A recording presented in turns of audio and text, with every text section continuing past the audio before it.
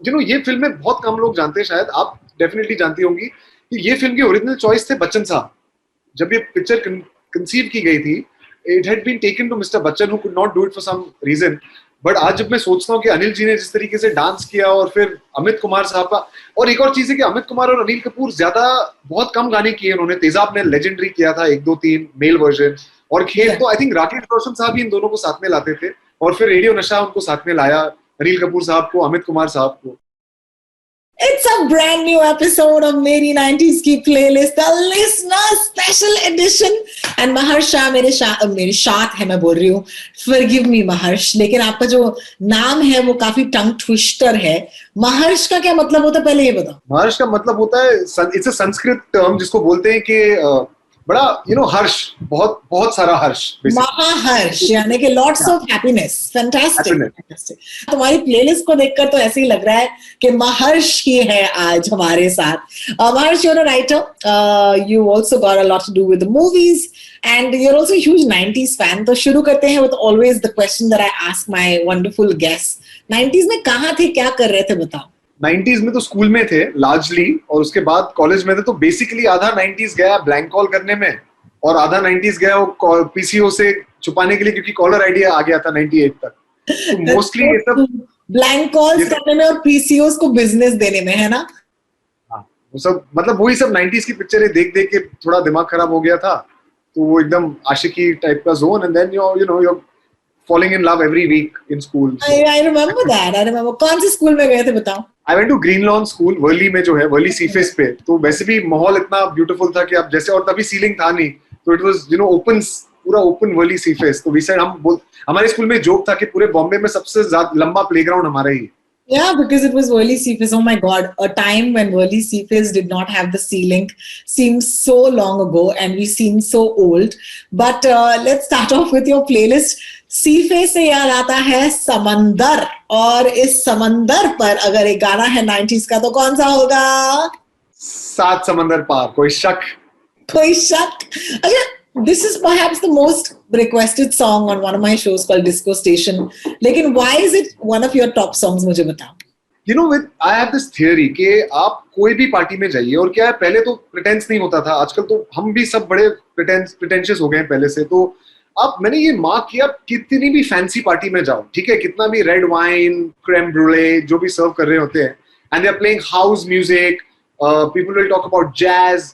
जैसे वो 12:30 बजता है ना, और जैसे आप चौथे और पांचवें ड्रिंक के बीच में होते हैं ना, वो टा टा टा टा टा टा, that starts, and then the real party actually begins at 12:30, and then क्योंकि और फिर वही लोग बॉलीवुड के ऐसे स्टेप्स डांस करते हैं जैसे उनको वो रोज देखते हो। एंड सात समंदर is that standard debut song कि वो जो बोलते हैं ना कि बॉम्बे में से साउथ निकालने वाला सॉन्ग, 7 समंदर पार। हाय, बॉम्बे में से साउथ निकालने वाला सॉन्ग इज 7 समंदर। What a fabulous way to describe this song.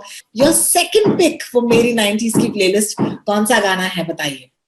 वो एक जो है बहुत फेमस गाना है, वो जो उसका नाम है मेरा दिल ले गई वो एक अमुक किधर, फ्रॉम सनी देओल जिद्दी। मुझे याद है, ये मैंने सत्यम थिएटर में देखी थी फिल्म, फर्स्ट डे शायद, स्कूल बंक, आई थिंक, हाँ 97 में आई थी, और 97 की एक्चुअली सबसे बड़ी हिट फिल्म है border. So that was a landmark year for Sunny पाजी। एक साइड पे बॉर्डर, दूसरे साइड पे जिद्दी, और मेरा लॉजिक है कि पिक्चर में बहुत भी और अच्छे गाने, हरिहरन साहब का है तुम हमसे ना कुछ कह पाए, बट ये जो फिल्म थी इतनी इंटेंस, इतनी एंग्री पिक्चर थी कि आपको देख के you have to take an anti anxiety medication after the film.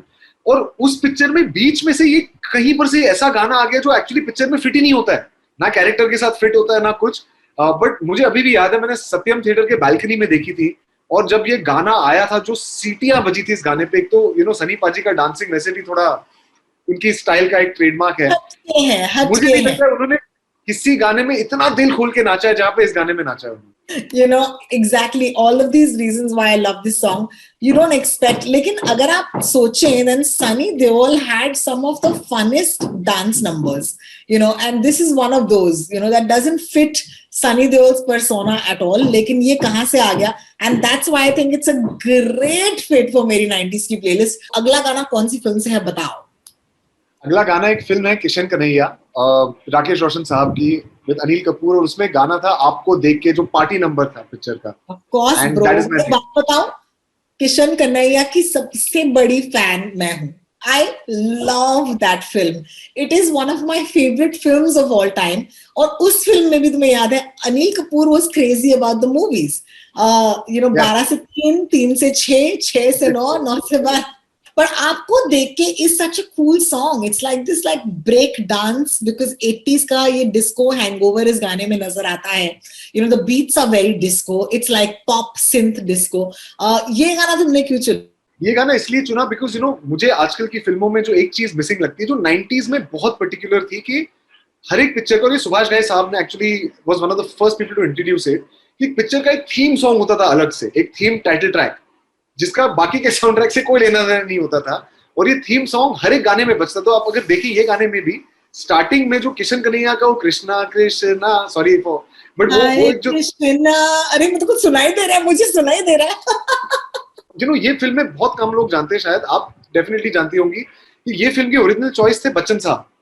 जब ये पिक्चर कंसीव की गई थी, it had been taken to mister Bachchan who could not do it for some reason. But आज जब मैं सोचता हूँ कि अनिल जी ने जिस तरीके से डांस किया, और फिर अमित कुमार साहब का, और एक और चीज है कि अमित कुमार और अनिल कपूर बहुत कम गाने किए उन्होंने। तेजाब ने लेजेंडरी किया था 1, 2, 3 मेल वर्जन, और खेल तो आई थिंक राकेश रोशन साहब ही इन दोनों को साथ में लाते थे, और फिर रेडियो नशा उनको साथ में लाया, अनिल कपूर साहब को, अमित कुमार साहब को। No, thank you for that connection, so sweet, definitely. But I also think that जो बात तुमने कही, that things like this, जैसे कि थीम सॉन्ग हुआ करता था, just the idea of a double role or a good double role, जहां पर किशन और कन्हैया हुआ करते थे, and of course, वो लोग फ्लूट भी बजाया करते थे because they were किशन और because they were Kanhaiya. And Madhuri Dixit, just being Madhuri Dixit, she was so stunning. And I just think that इतने सारे elements हैं इस फिल्म में. Also Amrish Puri, and वो घर में, it's almost like a male Chaalbaaz. So यही situation हमने चालबाज में देखी थी. And then they upped the game because you would never confuse the two films for each other. And they were, even though they're almost similar, मतलब actually कहानी वही है if you think about it. Kishan Kanhaiya की अपनी जगह है और चालबाज की अपनी जगह है. फैंस तो बहुत सारे हैं 90s के, but अब तक you are the only person on मेरी 90s की playlist who has come in, done 3 songs, played 3 songs with the audience, और इनमें से एक भी गाना खान का गाना नहीं है, which is unbelievable. You've not had a Shah Rukh, Salman or Amir song. So, I mean, it's no big deal, but if you think about it, किसी की भी playlist इनके बगैर incomplete होगी. So, I don't know if your last song is a Khan song, is it? Yes, it is. It had to be. How can it, you can't, 90s तो खान के बिना मतलब 90s ही नहीं होगा, अधूरा रहे. So that's why I picked, it's जो हम बोलते हैं कि ultimate, उस टाइम के हिसाब से ultimate जो लौंडा सॉन्ग है ना, मतलब ultimate boys song is दीवाना दिल दीवाना from कभी हाँ कभी ना. बट ये मैं एक बात बताना चाहूंगा बहुत लोगों को कि अगेन बहुत कम लोगों को पता है कि पिक्चर एक्चुअली आमिर खान के साथ थी ओरिजिनली. आमिर करने वाले थे ये फिल्म, और फिर फॉर सम रीजन नहीं कर पाए, तो फिर शाहरुख साहब आ गए. बट उसमें आपको पता है दीवाना दिल दीवाना जो मुखड़ा है उस गाने की, जो धुन है, वो ओरिजिनली सनम तेरी कसम करके एक फिल्म थी ऑफ कोर्स कमल हसन साहब की, और उसमें जो एक गाना था देखता हूं कहीं लड़की हंसी, उसके जो एक बीच का अंतर है वो वहां से ट्यून इंस्पायर होकर जतिन ललित साहब ने गाना बनाया. Of course, in fact, that tune is ta-na-na, ta-na-na, and that's where it comes in as a full song in the 90s. But going back to the fact that it's a Shah Rukh Khan's sort of like Londa song, जैसे कि आपने कहा, this sort of abandon. Also, Shah Rukh Khan एक नए hero थे ना, एक loser थे जिनसे कोई उम्मीद नहीं थी, कोई एक्सपेक्टेशंस नहीं थे. How did that resonate with you when you were growing up? Did he suddenly become more human? Like, did the Hindi film hero become more human?